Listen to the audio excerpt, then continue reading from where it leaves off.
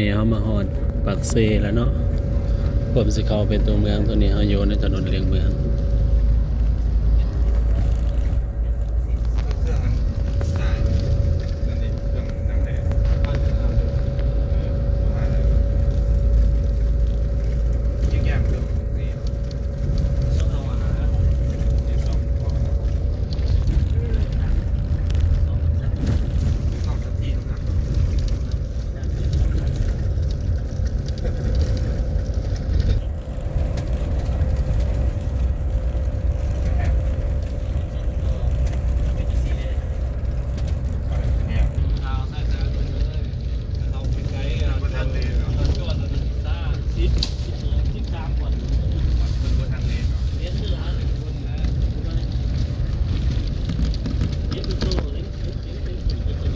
ตัวนี้ก็เดือนเมษาเดือนสี่ก็ดอกคูณกำลังออกแต่นี่มีต้นไม้ซ้ำซานี่เอามาหอน้ำเสียแล้วโอ้ตัวนี้ประเทศเป็นสีเนาะ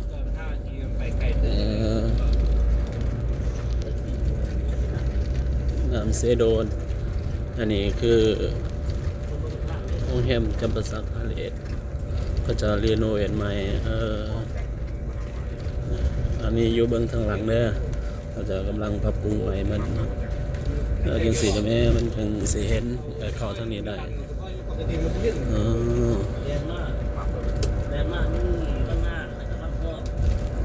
มันจะ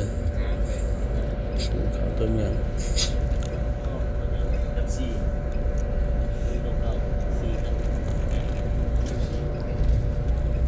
โอ้เห็ดใหม่มาเลยเนาะทีนี้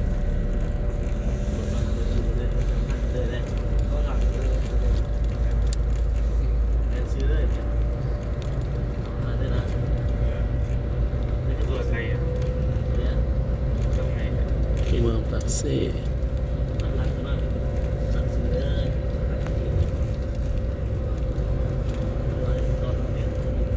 เพื่อนเขาแก่ก็ยังโบราณแล้วสุดท้าย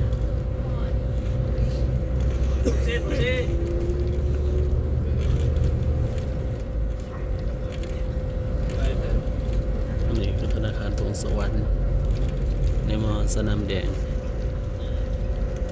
ก็จะจอดอยู่ตรงนี้เนาะรถไฟสีลงปากเซกับลงอยู่นี่ไฮไลท์ของปากเซคือรถ3 ล้อไปรถปากเซลงนี่เด้อ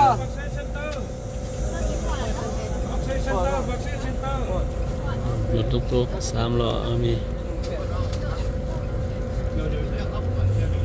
ไปลงปากเซลงนี่เด้อเอาเทวีคนปักเซ่มีคนลงเซแน่ปักเซ่